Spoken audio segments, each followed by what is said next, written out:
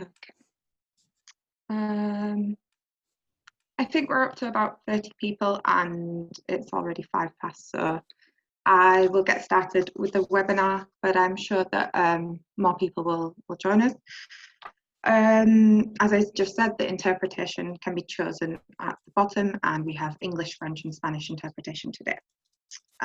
So thank you everybody for joining us and welcome to today's webinar. It's the third in a series we've been doing, and today's topic is access to land for youth. It's the last of our, I'll just introduce myself also. I'm Alicia Sessom from European Coordination via Campesina. And in today's webinar, we're lucky to have with us 3 really good speakers. We're going to look at some of the issues for accessing land for young people in Europe in a number of different contexts. And we're going to look at some of the solutions that can be put in place to try and ensure that land is available for the next generation of small-scale peasant farmers. So without further ado, I'd just like to introduce those speakers today. I think we've been having a couple of technical issues with Maria, but she should be back with us shortly. But we have Bert de Ras from the Swiss organisation UNITE. She's also a member of the ECVC Youth Working Group, who's going to give us some of her insight today. We have, or will have with us, hopefully before too long, Maria Diaz, who is from the Rebin School of Shepherds in Catalonia. And you can find some of the valuable things that Maria's organisation has to say about land access for youth in our handbook, which I'll get onto shortly. But welcome, Maria. I think she's just rejoining. Yes, thank you. Fabulous. Hi, Maria. And then we have Leonardo van den Berg from Tukensberen, apologies for my pronunciation, based in the Netherlands. And you, in the organisation, you've been working really hard to build a new farmers movement. So it's great to have you with us today.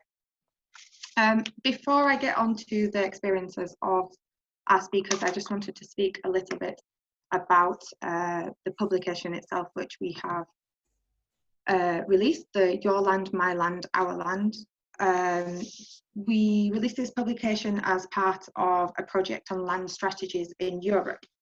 This project was worked on by ECVC, but also by IFORM EU Agency, the Transnational Institute, Eco Ruralis, and the Real Farming Trust and Terre de Liens. And access to land for youth was just one of the areas that we looked at within this project. In general, we aim to support the broader civic movement that tries to mobilise to preserve farmland and also facilitate new entry of farmers, agroecological farmers. The handbook was published by Neolena Europe, which is the food sovereignty network in Europe and Central Asia, and it is freely available online in both English, French and Spanish. And I think that my colleague has just sent the links where you can find the handbook to the chat. So please feel free to browse through it and take a look at all of the different cases in there. You can use it as a whole document, or you can just pick case studies that relate to your context. So it's very useful in that sense. And also just to say that the webinar will be recorded and will be accessible on the ECVC website and the Access to Land Network, where you can also find more information about up and coming webinars. We're also going to send a poll to the chat where you can give us feedback on the webinar that we can use to improve for next time. So please take 2 minutes to fill out that poll at the end when you have chance. I'd also like to say a big thank you to the interpreters who are giving up their time to interpret this webinar. We're very lucky to have them, and without them we wouldn't be able to do what we do. So I'd like to say a big thank you to Emma and Venla in the French booth, Melina and Elena in the Spanish booth, and Danila and Joe in the English booth. Thank you very much, guys. And a big thank you to all of the people from the organisations who have helped organise this webinar, Veronique from Terre de Lion, Jocelyn from Urgency, who couldn't be with us today, and also Ivan, and everybody else from all the partner organisations. We've tried to keep the webinars as dynamic as possible, and we'll be asking our panelists short questions to begin with, to really try and get into the detail of this topic. So please feel free in the Q&A at the bottom to send whatever questions you might have to ask to our panelists. One of our team will be asked to the speakers. So as I said, I'd just like to have a quick look at the land handbook before I move over to the speakers, because in addition to their comments and experiences that they're going to share today, there are also a number of experiences on access to land for youth that could be interesting for those of you who are watching. So I wanted to highlight some of those. So for example, you could take a look in chapter 4 at approach 7 at a case that's called Our Hands on Our Land, and that tells the story of the Roman Coordination for Access to Land, who were a young group of landless people in and around the Rome area in Italy, who worked with the local authorities and with environmental agencies to try and ensure access to land for young people for agroecological farming purposes. It's a really interesting case that can also be of use for people joining us today. Additionally, you have cases like that of the CIAP in France, which is in chapter 5, approach 9 in the handbook, which explains how a peasant farming startup cooperative looks to launch new farmers through professional training, business startup solutions, and lots of different support mechanisms. It's really the only kind of initiative of its kind in France, and it could also offer some practical and useful information. We see, and in the handbook we see, that access to land for youth is really a transversal issue, and it's really impacted by other things that we talk about in the handbook, such as fighting against infrastructure being built, or working with local authorities to ensure access to land. So do make sure you flick through the chapters and see what might be useful. But I think that's enough from me, and I'd like to pass over to our speakers today. So to begin with, I'd just like to ask an initial question to all our speakers. If you could just, by way of introduction, give us a little bit of background and information about the key things your organisation is doing and in your context to ensure that there is access to land for youth, that would be great. And if you could just give us an overview of what you are doing. So first of all, I'd like to give the floor to Bert from Unitech. Okay, thank you, Alicia. Oui, français. C'est quand même plus facile pour moi. Donc, merci. Donc, je vais vous parler un petit peu de ce qu'on fait à Unitaire, donc en Suisse, par rapport à l'accès à la terre pour les jeunes. Vous me dites aussi pour l'interprétation si au niveau si c'est pas trop vite, vous n'hésitez pas. Donc en Suisse, à Unitaire, on travaille à 2 niveaux. On travaille tout d'abord à un niveau politique, c'est-à-dire qu'en Suisse, on a des politiques agricoles qui courent sur 4 ans. Actuellement, on est dans la politique agricole 2018-2021, mais on est en train de travailler sur la prochaine qui démarrera à partir de 2022. Et ces documents, ils sont bien sûr en consultation et on a pu aussi donner notre voix. Alors, pour vous expliquer un petit peu le contexte en Suisse, la terre, elle est très protégée, mais elle est vraiment favorisée pour la famille paysanne traditionnelle et vraiment pour favoriser une remise de terre au sein de la famille de paysan à paysan. Et justement, nous, ce qu'on essaye de faire à Unitaire et au sein d'une commission jeune qu'on a mise en place, c'est de voir comment on peut justement faciliter l'accès à la terre à ce qu'on appelle les néo-ruraux, des personnes qui ne viennent pas du milieu paysan, parce que je pense que comme ce qu'on voit partout en Europe, on a de plus en plus de jeunes qui ne viennent pas du milieu agricole, qui souhaitent se tourner vers l'agriculture.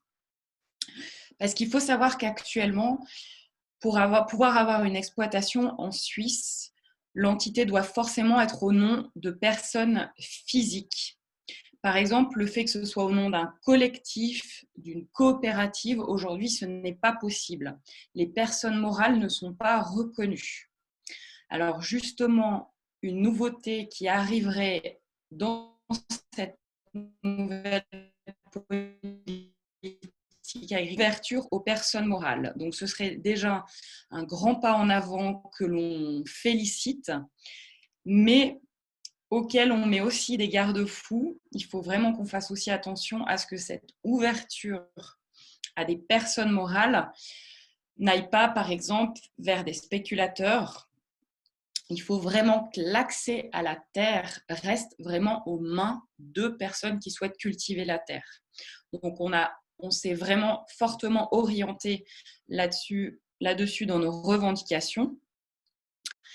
Et en fait, nous, vraiment, ce qu'on demande, c'est de donner la possibilité à des structures collectives de pouvoir avoir accès à la terre, ce qui n'est aujourd'hui vraiment pas possible et ce qui est encore malheureusement fermé dans la prochaine politique agricole. Ils veulent bien ouvrir un accès à des personnes morales, mais il n'y a pas encore cet aspect de structure collective qui est mise en avant. Et nous, on aimerait vraiment pousser ça. C'est vraiment ce qu'on a mis en avant dans nos revendications. On aimerait que ces structures collectives soient reconnues légalement comme entités agricoles, au même titre, au même droit qu'un exploitant à titre individuel. Voilà. Donc ça, c'est un des premiers combats qu'on mène à Unitaire, vraiment un travail politique. Et ensuite, un deuxième gros travail qu'on est en train de faire en ce moment, toujours avec la commission jeune, c'est d'accompagner justement l'accès à la terre pour ces jeunes, pour ces collectifs. Et pour cela, on est en train de développer une brochure spécifiquement sur comment avoir accès à la terre de façon collective. J'y reviendrai après. Voilà, je vous expliquerai un petit peu plus en détail cette brochure dans la suite du webinaire. Merci. Thank you very much, Beth. Very interesting introduction initially there. So I'd like to pass over now to Maria. I think we have Maria with us. I'm not sure if your camera is working or not, Maria. Sorry. But yeah. Working? Oh. Sorry. No, okay. No, don't worry. If I don't think your camera is working, but don't worry about it. If you can just give us a little bit of a similar introduction into the work that Rubens do to try and ensure access to farmland in your context, that would be great. Okay, so thanks, Alicia. I work in Rubens Association. This is a private association that manages the School of Shepherds of Catalonia. So we are located in the Pyrenees, but we actually work in the whole Catalonia. And we always say that we don't work especially or directly in access to land for farmers. Like we don't buy land, we don't sell, or we don't subrent land to farmers as other organizations that we work with do. But what we do, it's something more indirect, and the main project of Rubens Association, it's this School of Shepherds. It's a training course of 6 months that we give to all these people who, with a non-farming background, who wants to be shepherd in high mountain, or that they want to be livestock farmers. This training, it's 2 months theoretical course, and then it has 4 months of practical internship.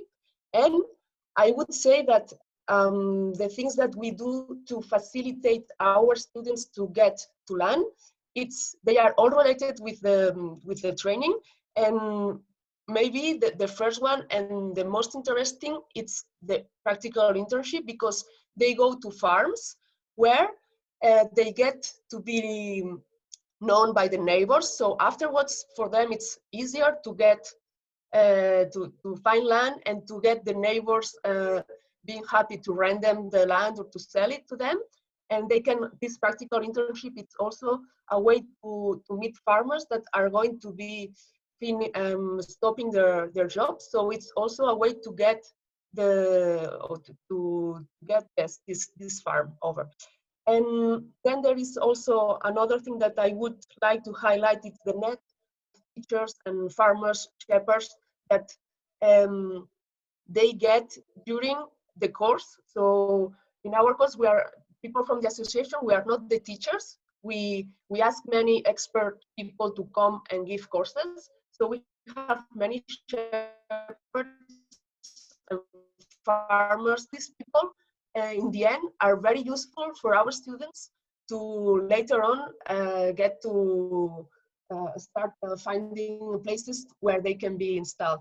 Then we have also a bank of opportunities. We used to call it a bank, job bank, but we realized that actually we don't only have job offers, but also we have many people who phone at the school because they have land and they don't know what to do, but they need to keep it clean somehow. So they think about, well, it would be nice if a shepherd would come here. So since the School of Shepherds is very well known in Catalonia, and we appear every year in the medias and everything, many people knows us and they phone us, and it's a way of centralize and then spread all these offers to our students. And then I would say also that one of the things that might help our students to access to land, that we are more and more getting specialized in silvopastoralism activities. That is, we teach our students how to go with their flock of animals in the forest and how to do a concrete shepherd activity, pastoralism activity, so that the forests become less, it has less risk to get a fire. And this is more and more having a big importance here in Catalonia after some forest fires, very important last year and the other years. So it's also a way to give our students with the tools to be able to get to some pieces of land that maybe they are not very, very nice for like agriculture farmers, but for shepherds are good enough so they can get to these pieces of land. So this is what I would say for the moment about the work and that we do at Rurbans Association regarding the training of our students and how these students they can get to land. Thank you.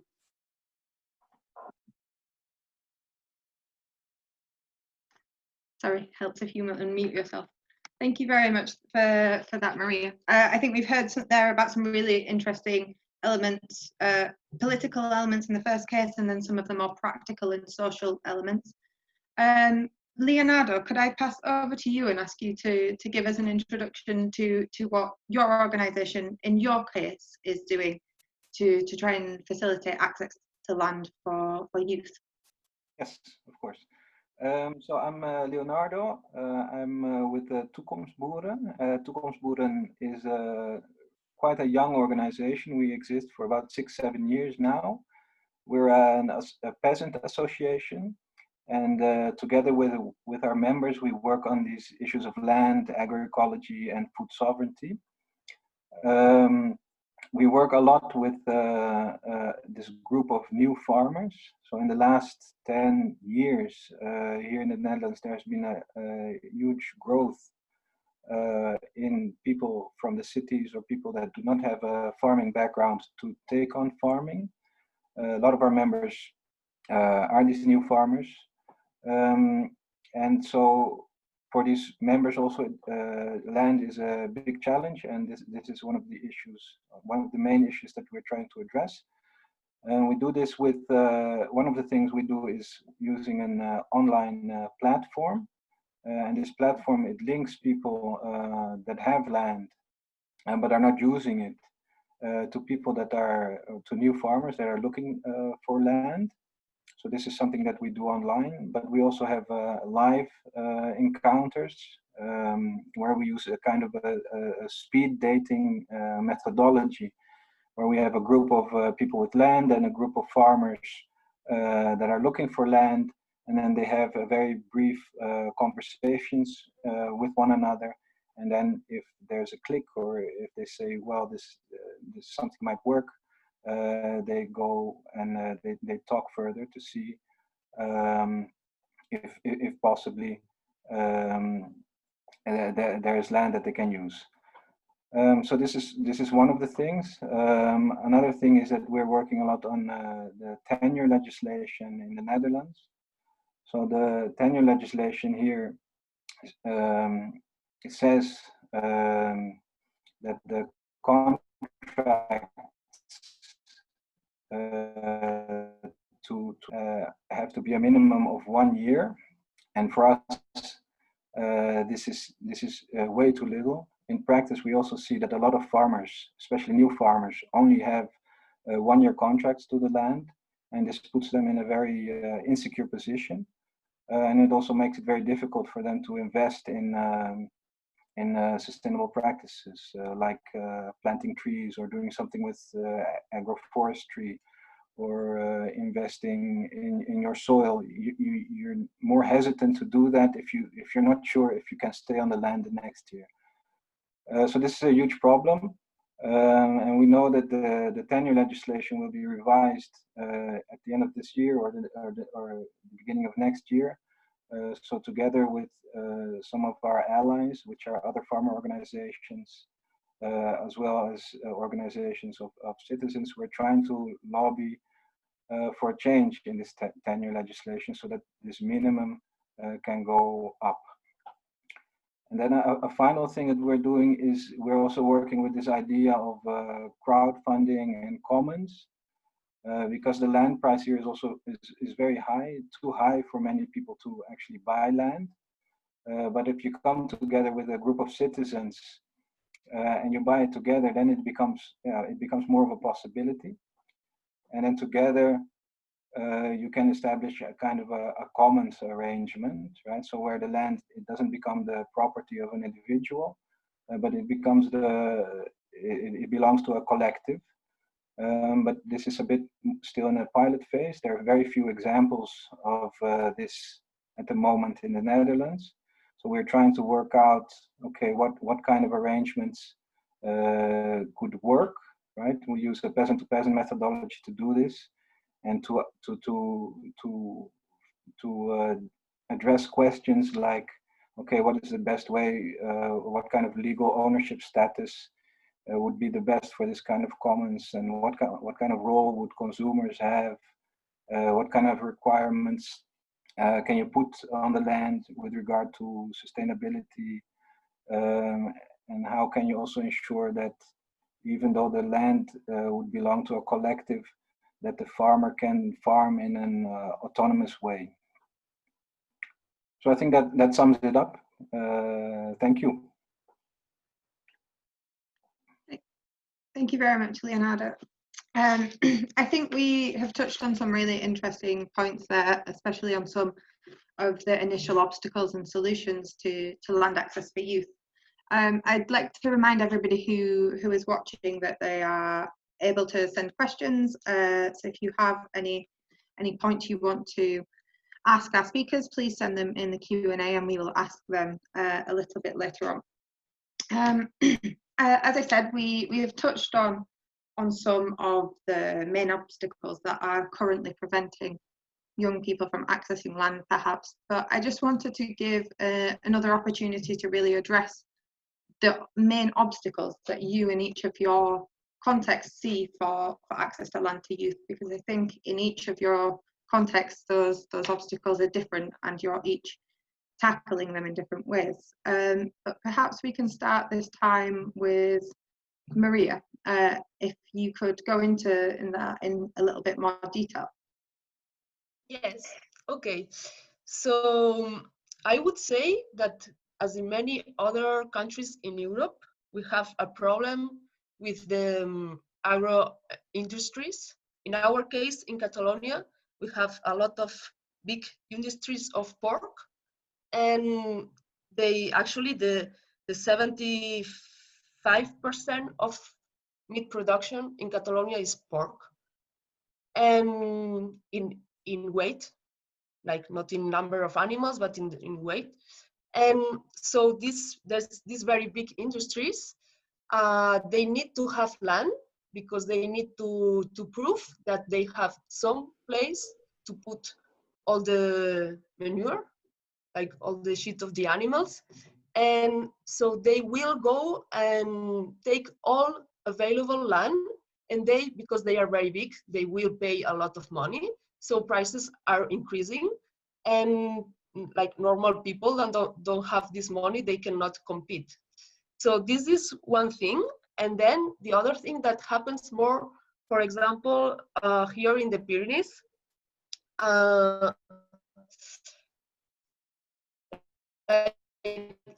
landowners, or that they are already retired, they want to keep the land because they still get the subsidies, and it's a kind of complementation for the retiring subsidies from the government.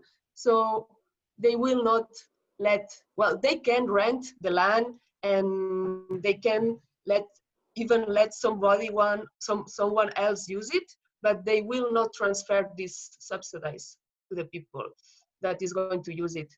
And so for young people, if you are young and your family have land, it's not a problem. You will receive it probably. Or if you are young and you have a lot of money, it's not a problem neither. But it's not usually like this. Like many children from farmers, they don't want to keep going with the business, and young people don't have much money. So that's the main problem here in Catalonia for young people, that everything is already taken, and you have to compete with very big industries that have a lot of money, and that they will pay a lot, and we don't have any system that blocks or protects land for this. It's not like in France or no. Here it's free, and like the one who has more money pays more, and that's the thing. To give an example, like 3 years ago, the price of 1 hectare, like for doing agriculture, it was 126,000 euros, 1 hectare. That's the price. And that's all. Thank you, Maria. It's a little bit hard to figure out when you've done without your video, so I apologize. I don't want to interrupt you. Some really interesting points there, so thank you for that. I don't know if Leonardo or Bert, you wish to add anything to that in your context, maybe Bert? Alors, bon, en Suisse, on a souvent un peu partout les mêmes problèmes. Donc, ce qu'on constate, déjà la Suisse, il faut savoir que c'est un territoire qui est très petit. La pression démographique, elle est très forte. Aujourd'hui, on est 8 millions d'habitants et ils planifient que d'ici quelques années, on sera 10 millions. Donc, il y a vraiment une pression qui est très, très forte. En plus, le foncier est très, très cher pour déclasser du terrain agricole pour pouvoir construire. Et en gros, il faut savoir qu'actuellement, on perd à peu près 1 mètre carré de terre agricole toutes les secondes. Donc, c'est assez catastrophique. On constate aussi, malheureusement, et ça, je pense que c'est exactement le même contexte que dans le reste de l'Europe, c'est qu'à cause des subventions, plus on est gros, plus on a de subventions. Donc, les paysans vont avoir tendance, en fait, ça va pousser, ce système, il est un petit peu pervers parce que ça va pousser les paysans à toujours vouloir s'agrandir et à vouloir racheter le voisin quand il arrête. Et ce qu'on constate aussi, tristement, c'est que lorsqu'il y a des commissions d'attribution pour la vente de terre, il va toujours avoir une préférence pour justement le voisin qui est déjà installé, qui est déjà dans le milieu, que pour quelqu'un qui est nouveau, qui va arriver pour cette reprise. Et moi, je peux même vous dire personnellement que je cherche également une ferme et j'ai déjà été sur 2 reprises de ferme et c'est exactement ce que j'ai vécu à chaque fois. Et puis, on a aussi ce cas qu'on constate aussi, et c'est ce que j'ai vécu, que les propriétaires, en fait, ils ont souvent peur de signer avec des personnes qu'ils ne connaissent pas, des jeunes, et encore plus, alors là, quand il s'agit de collectifs, ça fait très, très peur. Et ils vont, pareil, ils vont plutôt préférer de signer avec le voisin qu'ils connaissent. Et enfin, un dernier gros problème donc, lié au prix. Donc, comme je disais avant, la terre en Suisse, elle coûte très cher. Mais en fait, on a un double système de prix. Et ça, je ne sais pas si c'est le cas dans le reste de l'Europe. Enfin, vous me direz. En fait, donc, imaginez, vous êtes fille ou fils de paysan, vous reprenez la ferme, en fait, vous allez payer ce qu'on appelle le prix de rendement. Et puis, si vous ne venez pas du monde paysan, si vous ne venez pas de la famille, si vous rachetez cette même ferme, vous allez payer le prix du marché. Et la différence entre ces 2 prix, elle est de 4 à 5 fois plus élevée. Par exemple, moi, sur l'une des fermes de 250 000 francs suisses, donc aujourd'hui, on est à peu près au même niveau, 250 000 €, on va dire. Et nous, si on avait voulu la reprendre, comme on n'était pas du milieu paysan, on aurait dû payer 1 million de francs. Donc voilà, on a exactement le même souci dont parlait aussi Leonardo avant, c'est que au-delà du fait que c'est difficile d'avoir accès à la terre, c'est aussi difficile parce que souvent on n'a pas l'argent, parce que les prix sont beaucoup trop élevés. Voilà.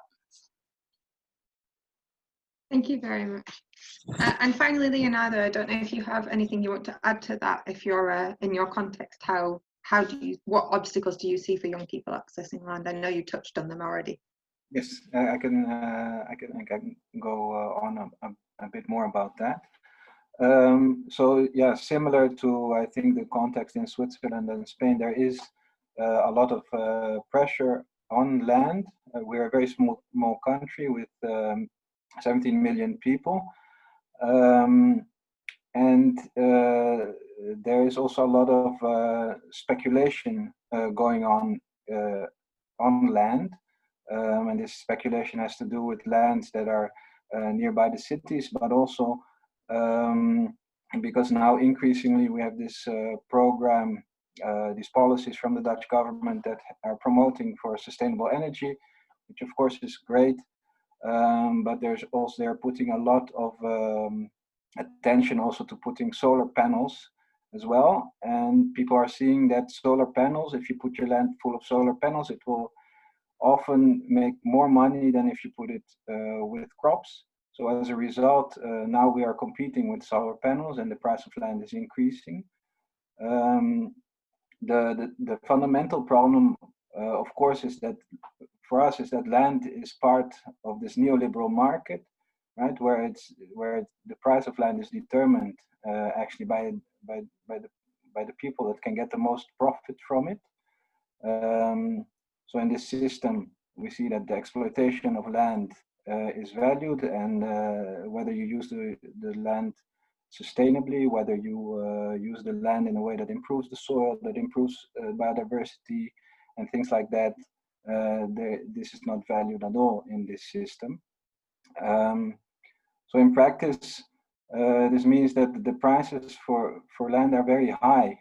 In the Netherlands, the average price is about 80,000 euro per hectare. For many of our members, this is too expensive.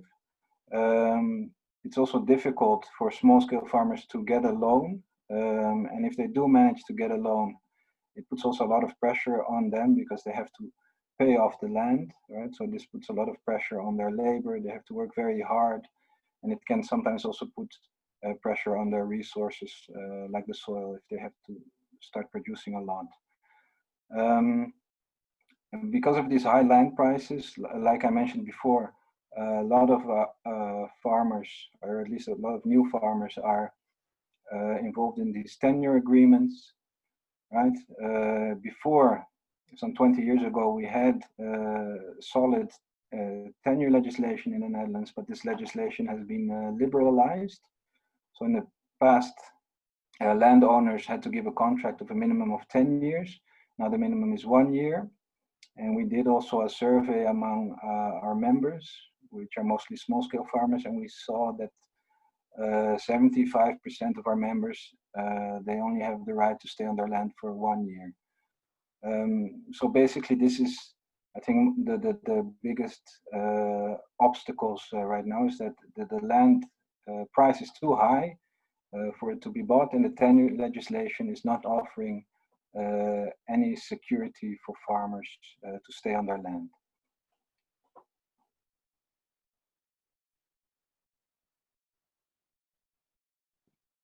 Thank you, Leonardo. Thank you for going into some more detail. I think I'm going to ask one, maybe two more questions before we move on to the public Q&A. Because listening to what you all as speakers have just said, you can see that there are obstacles that must be tackled to allow access to land for youth. However, I think many organisations, some of yours among them, have recently seen an increased interest from people from non-farming backgrounds to want to get involved and take up farming. And I'd like to ask you, first of all, where you think that interest comes from and how this has come about, but also what we need to do to be able to support those kinds of people who don't come from a farming background, to really become farmers, find land, but also have the skills and the connections to be able to do that, and how this differs from perhaps farm transition between families. So I don't know, maybe we can go to Bert first to cover that question. Alors peut-être donc pour répondre à ta première question, pourquoi on a de plus en plus de gens qui sont intéressés à retourner à la terre? Moi j'ai l'impression, en tout cas j'en ai beaucoup dans mon entourage, il y a beaucoup de personnes qui faisaient des métiers dans un bureau dans lequel ils ne trouvaient plus de sens en fait. Et j'ai l'impression aujourd'hui qu'on a une génération qui a vraiment besoin de trouver du sens dans ce qu'elle fait. En tout cas, moi, c'est ce que j'entends autour de moi, des gens qui changent complètement de métier, veulent retourner à la terre, de trouver justement ce sens, de se sentir utile. Et c'est quelque chose qu'on retrouve en travaillant la terre. Et puis, pour répondre à la deuxième question, je pense qu'on doit justement les accompagner parce que c'est beaucoup plus difficile de s'installer quand on ne vient pas du milieu paysan. Et justement, ce que j'expliquais au début, et je détaillerai cela au travers d'autres questions, mais on doit, en tout cas à Unitaire en Suisse, on est en train de développer cette brochure pour justement accompagner ces personnes qui souhaitent s'installer, pour leur donner vraiment toutes les clés pour pouvoir réussir au mieux cette installation, pour pouvoir trouver du terrain, voilà, pour pouvoir réussir cet accompagnement. Thank you. Leonardo? Yes. So yes, to answer the first question, I completely agree with what Bert said. It's the same thing. People are looking for meaning. A lot of the new farmers that we see, they have worked in all kinds of things, right? Often also in offices, and they start questioning themselves: what am I doing actually? What am I contributing to society? I'm only producing paper. So agriculture to them is a way to offer a much more meaningful contribution, because it's something you do with your hands. This is also something people miss a lot, right? They like to work with their hands, but also contribute to a more sustainable world in a very concrete way, right? Because food is something that all of us need, and if you can make a nice system to produce food, then this can be very fulfilling. So this is the kind of sounds that I hear from people here. For the support, we have a kind of school here, a biodynamic agriculture school for small-scale farmers, where people can go and they can learn very basic skills like driving a tractor and making a cropping plan and things like that. And it's very accessible, and also the fees are very low, and you can do it part-time. So this is quite well. And then we as Toekomstboeren, we try to supplement this by organizing a lot of exchanges and visits to different farms. And sometimes we organize also short trainings on specific topics like small-scale machinery and things like that. Thank you, Leonardo. And finally, Maria, would you like to add anything to the question? Yeah, I would say I agree with the reasons of why people like non-farming background people want to now become farmers. And I would add that in our case, we have many students whose their parents are not farmers, but their grandparents or grandparents, they used to be farmers or shepherds, and they have a very good rememberings of that, and they want to, it was something that stayed in their hearts or always in their memories when they were children, and they want to recover this profession. Yes. And then I would say that the things that we need to do to support these people that want to get in farming, maybe I would divide in two levels. And I would say like more direct or more in our level, like from, for example, for the School of Shepherds. I think we need to offer them a global training, but not only the School of Shepherds, which is 6 months, and no, also incubator system and a lot of mentoring before the installation, but also afterwards, because it happens a lot that you get a lot of this mentoring for your project, to start a project, and once you have it, you don't have anything else, like only 2 more supervisions from the Department of the Agriculture. But then what happens is that people don't last, and if they had some support and mentoring during this period, it would have been better. So I think we need to offer these people a global training and mentoring before and after the installation. And I would say a lot as well that we need to promote different ways of work and more cooperative, and introduce diversification of production, to try to give more value to the products, and also to diffuse the positive impacts that their practices have on the environmental, to the environment and the social and economic life of the territory. And so that these people, they will be more resilient and more independent from subsidies. So this is very good.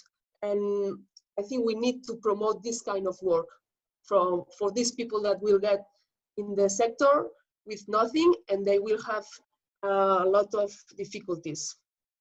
And then, like maybe more in a high level, like not from the things that we could do from the school, but more in the political level, I think subsidies to start a project should be adapted to those who start a farm from zero. It's not logical at all that young people who has already a farm, because their parents have a farm, they receive the same money as someone who has to start from zero. It doesn't make sense at all. And then I would say also that we need a change of policy, and it's regarding what I said before, that we need to protect or block prices of land and give priority as well to those who will have a good impact on the territory. And yes, that would be my contribution for now. Thanks. Thank you, Maria. Some really interesting points there. I think what I'm going to do next is we have received quite a few questions in the Q&A, and I have a couple of general ones that are to all of you, and then some specific ones for you individually. So I think I will ask the 2 general questions, and you can all answer both of them at the same time, and then I'll move on to the specific questions for each of you, and then we should probably just have time for either one more question or just a final contribution from each of you. And I think I'll go back in the reverse order, so Maria, Leonardo, Beth. But the first two general questions that we have received from our audience is, first of all, if you think access to land for young people is also a gendered issue. Rather, would you say it's more difficult for young women to get installed from a non-farming background than young men? And the second general question, which you could all answer, is, as well as the difficulty of finding land, people also often face the difficulty of being able to build farm buildings such as greenhouses, etc., on the land once they have found it. Would you say there are any particular solutions for that issue? So if I can pass over to you, Maria, to answer those questions first, that would be great. Sorry, I only listened to the first one. So No problem. I'm very sorry. Okay. I also have a habit of speaking too quickly. I'll repeat them both just in case. So first of all, is access to land a gendered issue? Is it more difficult for young women than young men to access land? The second one, perhaps not as relevant in your case, but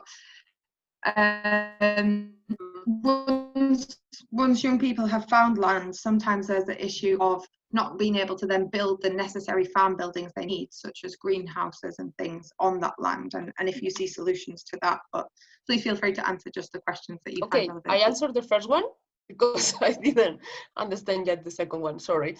But I think I have a very bad connection and it's terrible. Today it's terrible. Okay, so the first one, I would say that from our experience, we've seen that for women, when they do the practical internship, it's harder than for men because like people will think that they are not strong enough and all these kind of things. And when it turns to get installed somewhere, I think it plays a role, this. And so people like neighbors will not trust, or they will not, they will think that this girl will not do the work so well. But I think there is something that plays in favor of women, and it's that what we have seen, I just talk from our experience, and it's that they are more humble. Does it make sense? Yes. So they will not go and say, yes, I'm very good and I can do this. No, they are more like, yes, I want to learn and see how you do it, and just tell me if you think I'm not doing okay. And this is something that people around likes a lot. So in the end, you see that the final result is that women, at least in our area, have gone much farther than men, because they have this kind of attitude that it really facilitates everything here. So on one way, it might be more difficult because people will not trust and everything, but in the end, it happens to be easier. That's all. Thank you for that. Leonardo, did you have anything you wanted to contribute? Yes, so I think the first question was about whether it's more difficult for women. I think if we look in our situation, then, well, the answer is yes and no. No, because there are stories, or there are some experiences where women sometimes have more trouble negotiating with the landlords, especially if the landlords are more conventional kind of people. They take women less seriously because they're not used also to seeing, especially in the countryside, people are not used to seeing women actually taking the lead in a farming enterprise. But on the other hand, there are many successful stories of women who have done this. And I think if we look at our membership, then there are more new farmers who are women than that there are men. So they have been able to book a lot of success. And I think the second question was about if there's challenges in obtaining investments for farm buildings. So yes, this is very difficult. If we look at new farmers, it is very difficult to obtain these investments. It's difficult to obtain loans for bank, especially if you want to have larger buildings. Like if you want to work with cattle or dairy, then you'll need stables, and you need a lot of money to make these investments. And as a result, a lot of the new farmers that we see are also they work more with horticulture, because the investment is less. You only need 1 or 2 hectares of land. You don't need stables. But we do see a lot of people who would like to work with dairy, and for them the situation is much more difficult. Thank you very much, Leonardo. Bert?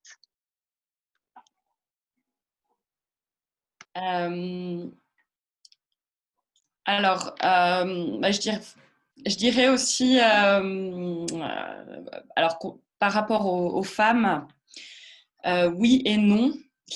Alors, c'est vrai qu'on constate encore dans le milieu paysan quand même, malheureusement, beaucoup de machisme. Et c'est vrai que parfois, quand c'est des femmes qui arrivent, on les prend pas forcément au sérieux. Et pour vous raconter une petite anecdote, il faut savoir qu'en Suisse, des femmes chefs d'exploitation, il y en a entre 6 et 8%. Et j'ai des gens mais qui est là, bonjour, il est où le chef d'exploitation?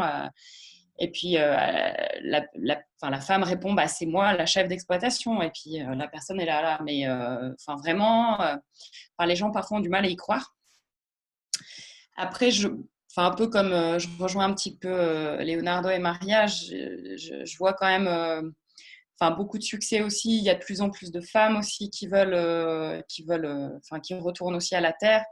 Et puis, pour revenir aussi sur l'aspect collectif, je pense que c'est aussi quelque chose qui aide, parce que souvent dans les collectifs, on a à la fois des hommes et des femmes. Et du coup, le fait qu'il y ait cette mixité, je pense que ça aide d'autant plus.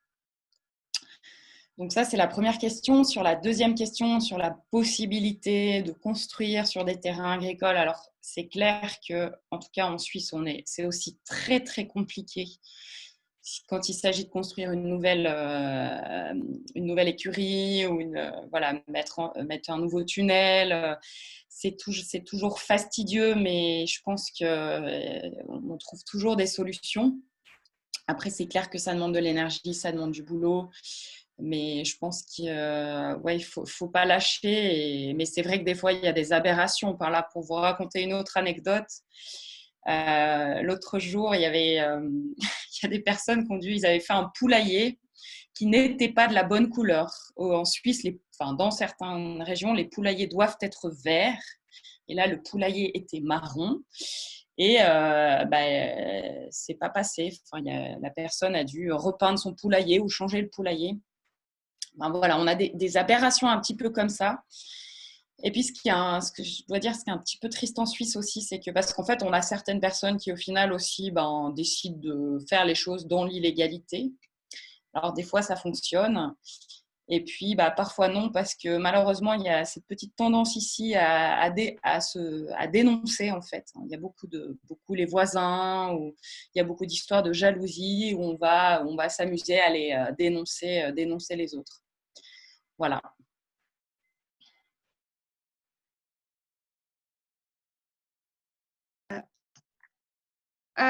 So I have a question for each of you individually. The first one is for Maria.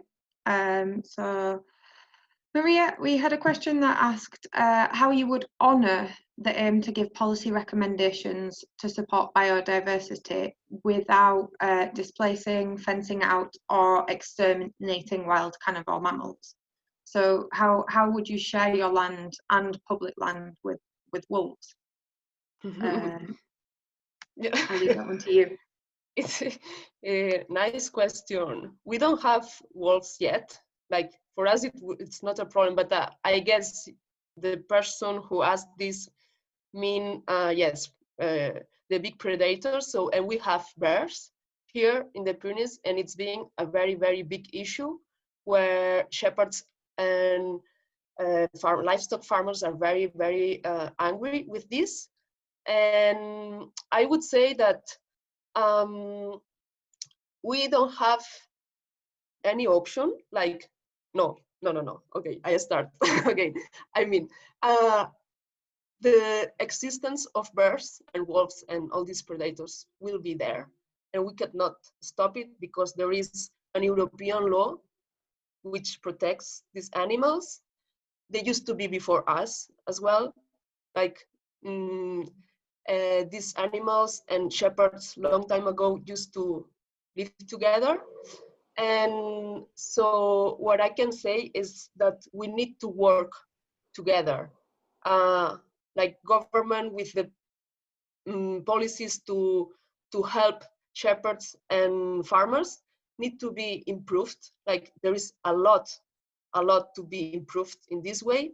And I think shepherds and farmers need to accept that this will be like this, and it's better to try to find solutions rather than just keep saying that it's not good and everything. So I think a proactive attitude and making propositions and trying to solve the problems that arise, it's much better than not just complaining all the time.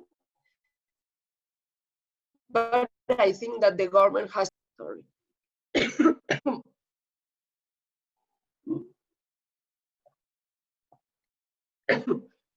Yes. Thank you, Maria. I think you finished. So I'll move on to the question from Bert, for Bert now. So Bert, somebody asked us what you think the advantages of working in a collective structure are. What does it bring that's an added bonus to work collectively? Alors en fait, ce qu'on constate aujourd'hui, c'est que la nouvelle génération, notre nouvelle génération, hein, que ce soit même des fils ou des filles de paysans, pour la plupart, ils ne veulent plus travailler 70, 80 heures par semaine. C'est plus quelque chose qui attire les jeunes. Et il y en a beaucoup aussi qui ne veulent pas reprendre la ferme de leurs parents à cause de ça, à cause du travail acharné et bien sûr de la non-valorisation, des mauvais prix du travail. Et donc, c'est pour ça qu'il y a autant de personnes qui souhaitent s'installer en collectif, parce que du coup, ça permet justement de pouvoir partager les temps de travail. Par exemple, si vous êtes en production laitière et que vous êtes en collectif, c'est pas toujours la même personne qui doit se lever le matin pour faire la traite, le soir, 365 jours par an. Ça permet vraiment un partage du travail. Et on voit aussi parmi cette nouvelle génération, il y a aussi l'envie de ne pas forcément travailler la terre toute la semaine, de trouver un équilibre en faisant d'autres choses à côté. L'envie de travailler la terre, de s'installer en collectif, mais de faire aussi autre chose. Après, peut-être juste pour compléter un petit peu de cet aspect de collectif, c'est très joli comme ça en parlant sur le papier et tout ça, mais dans la réalité, ce qu'on voit, et nous on a beaucoup de contacts avec des collectifs, et c'est vrai que c'est un point que je voulais mettre en avant auparavant aussi, et c'est que de se gérer en collectif, c'est pas toujours très très simple. Et on a malheureusement, on a des exemples de collectifs qui fonctionnent très très bien, mais on a aussi malheureusement des exemples de collectifs qui ont capoté parce que justement se gérer en collectif, humainement, ça peut parfois être très très compliqué. Voilà.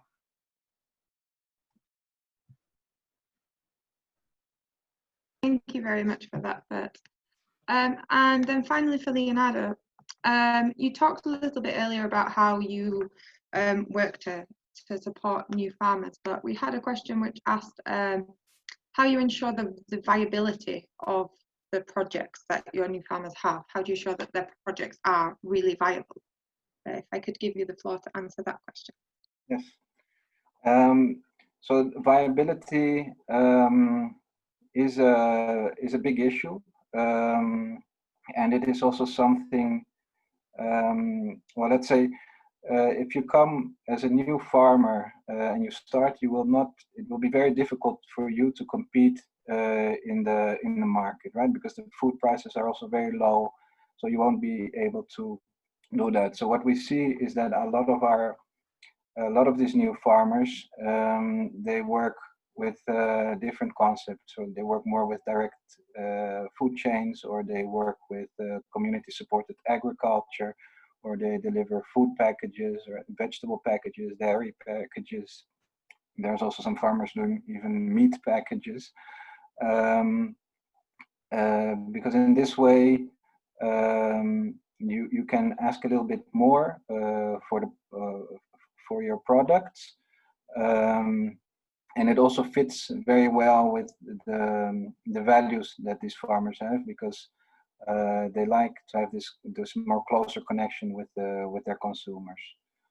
So I think this is one of the main ways that they do to remain viable.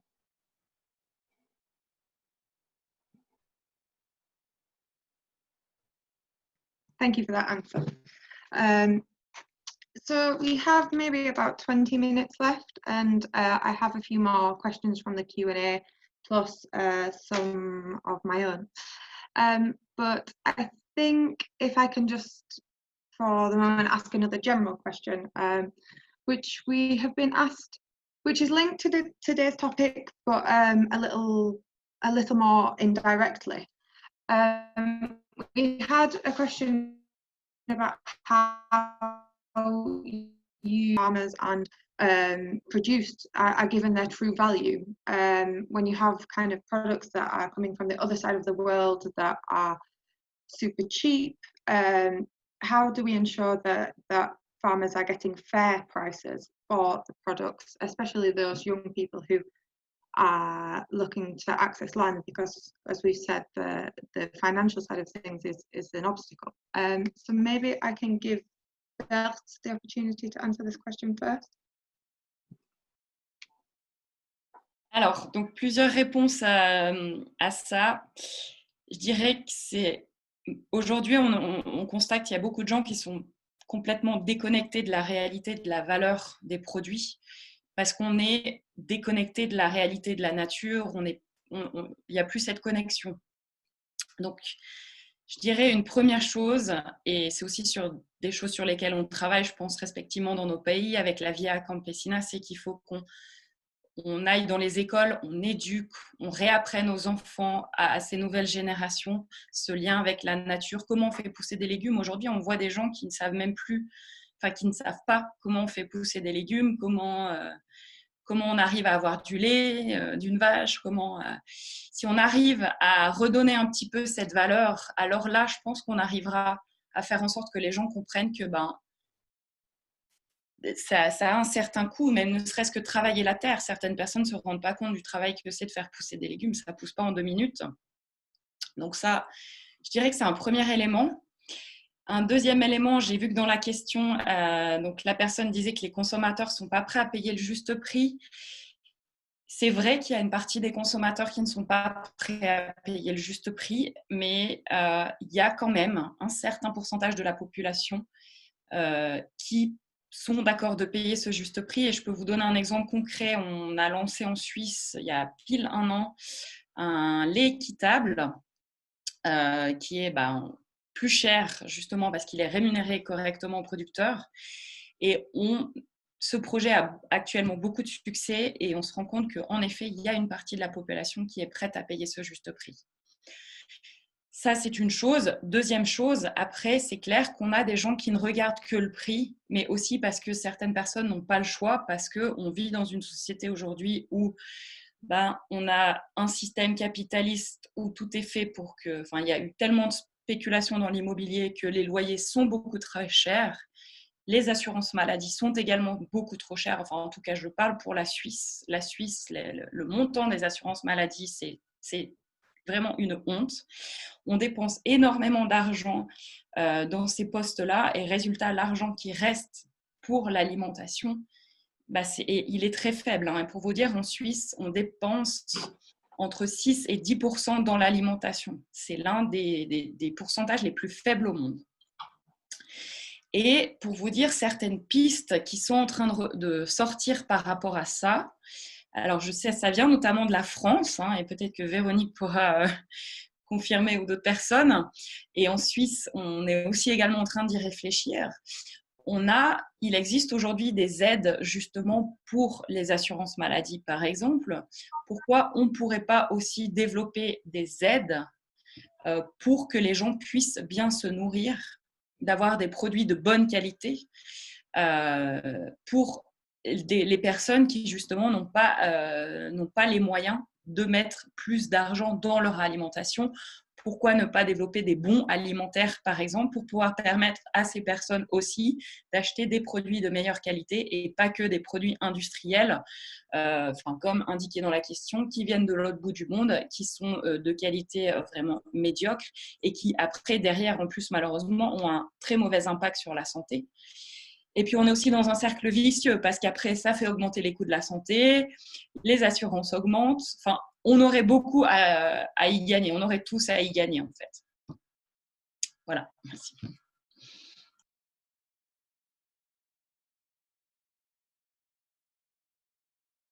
Thank you, but some really interesting points there raised there, actually. Maria, we'll go to Maria. Is there anything you want to add about having fair prices for farmers? Yeah, I would like to add that what I was going to say. Yes, that communication, it's very important, actually.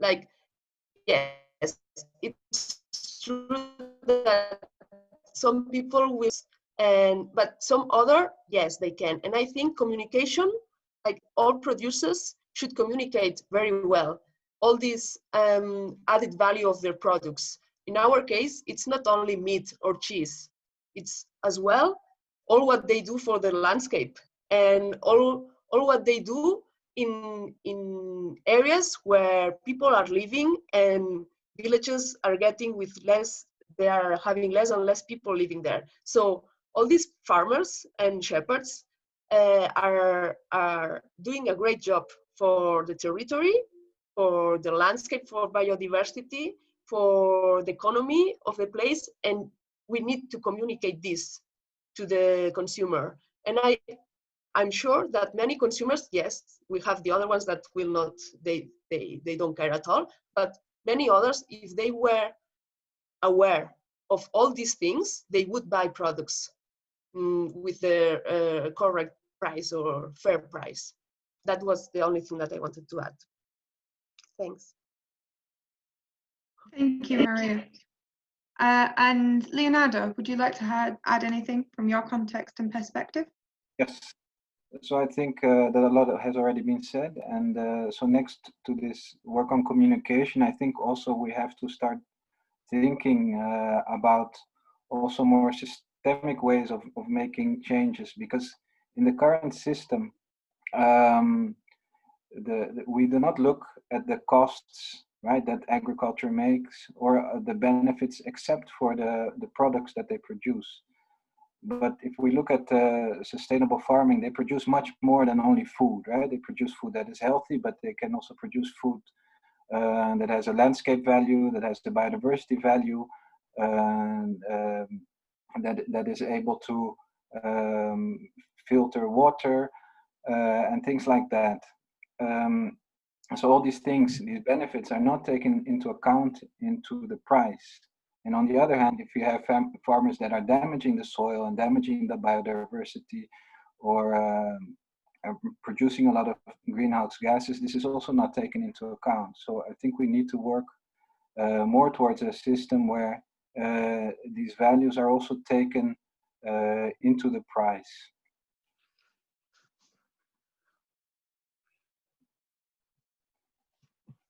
Thank you for that. We're approaching the end of the webinar. We've got about 15 minutes left. So what I want to do is ask one final question from our audience, but also ask you as speakers if there's anything else that you wish to mention, to bring up. Please feel free to do it in your next intervention. But we had a question about your opinion on land banks and on different platforms that try and link up supply and demand for land. Supply and demand for land, yes, for young people. I know we mentioned some similar tools earlier, particularly from Maria. So maybe Maria, I could allow you to answer that question first. Yes. Here in Catalonia, recently there have been a lot of initiatives to make land banks, and I can think that, well, they are maybe too young to be like to give an opinion of how they work, but I think they are good initiatives, and in more time they will be very good and they will work. But one thing that it's maybe missing is the coordination of all of them. I don't know if it's the same in your countries. Here it's very recent, that like maybe 2 years ago there have been all these initiatives growing up. And then on the other hand, we have Terra Franca, which is an organization who was born maybe it was a bit later than the School of Shepherds. The School of Shepherds now it's their 12th year, and Terra Franca it became from the same project where the School of Shepherds was born, but it came a bit later. And they are doing this matching of people that seeks for land and people who have land. But now, well, actually until now, they haven't been able to have anybody installed, and they said it was very complicated, and now it was complicated because that in the end they didn't want to rent the farm, and it was always like this. And also because they don't have any human resources, like it's only volunteer work, and they are farmers, the people or teachers or people who already have their own job, so they didn't have much time.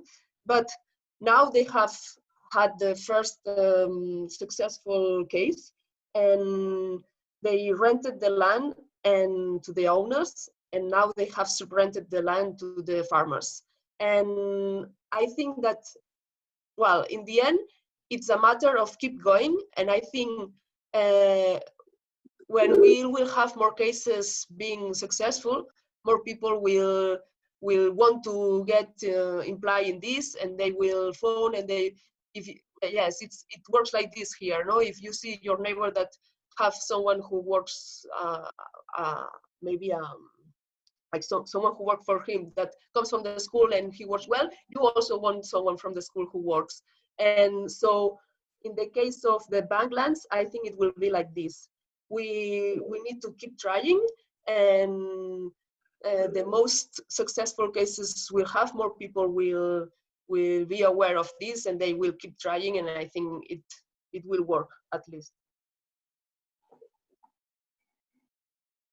Thank you, Maria. Leonardo, we'll go to you for your answer to the question on land banks. Yes, I can be very short because we have very few land banks initiatives here in the Netherlands. We have one initiative which has been here for a long time, but they do not want to have farmers on their board because they say that this has a conflict of interest if farmers are a member of the board of these land banks. So this is something that we disagree with. There are some new initiatives that are coming up, like a community land trusts, which are very interesting, but this is something that is really recent, which has started like this year and last year. So we still have to see if they can get themselves off the ground. Thank you for that. And Bert? Oui, alors en Suisse, il n'y a pas grand-chose non plus qui existe. Il y a une plateforme qui a été mise en place par une autre association qui s'appelle l'Association des petits paysans, qui eux mettent en lien en fait la remise de ferme spécifiquement extra-familiale, donc pour les néo-ruraux. Donc, ils mettent en lien les personnes qui cèdent leur domaine avec les personnes qui cherchent. Et c'est intéressant de voir que, et c'est là où on voit qu'il y a beaucoup de personnes qui ne viennent pas du milieu agricole, qui souhaitent retourner à la terre. On a, pour vous donner un exemple, par exemple, pour 10 annonces de remise de ferme, on va avoir une centaine de personnes qui vont être intéressées. Donc, il y a vraiment un déséquilibre entre l'offre et la demande.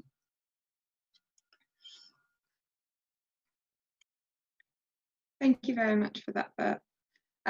So just finally, I will give the floor, if you wish, to each of the speakers, to just any other points that you wish to mention, or we've seen, I think, throughout the webinar that access to land for youth is a really transversal issue. It involves working in policy and social aspects and lots of different areas. And I just don't feel obliged if there's nothing else you want to add. There's no obligation. But just if there's anything else you want to highlight about land access for youth in your context, now's the time. I don't know if anybody wants to speak. Feel free to just open your mic if you do. Leonardo, I think your mic is open, but yes, I can say something. So yes, if we look at our context, I think, and maybe in other contexts as well, for us, one of the central issues for now is more this process of building actually movements. We see that land is a very difficult issue. It's also very difficult to change, and we are a relatively small organization. So for us, it's really important to ally with other organizations, food organizations working on food, and with citizens as well, to push for changes in policy, but also to find new creative ways where we can buy land together and take land, as it were, out of the neoliberal market, and have land be governed by other values. So I think this is what we see as a central issue, and we're also very happy that within the Eleni and within this handbook, also you see this process of these different initiatives coming together, and we are kind of building a movement like that to get this issue of land addressed. thank you very much. Maria, did you have any final comments you wanted to make? It's okay. No, I'm okay. Thank you very much. You're good. Okay. And Bert, anything you wanted to add? I'm fine as well. It's okay. Fabulous. Sorry, I'm just trying to get the right video on the screen.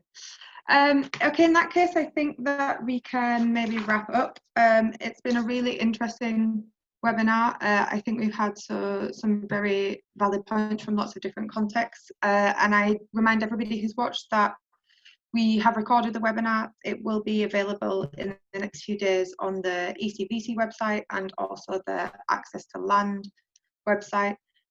So please feel free to rewatch it and share it. I'd like to say a huge thank you again to our speakers.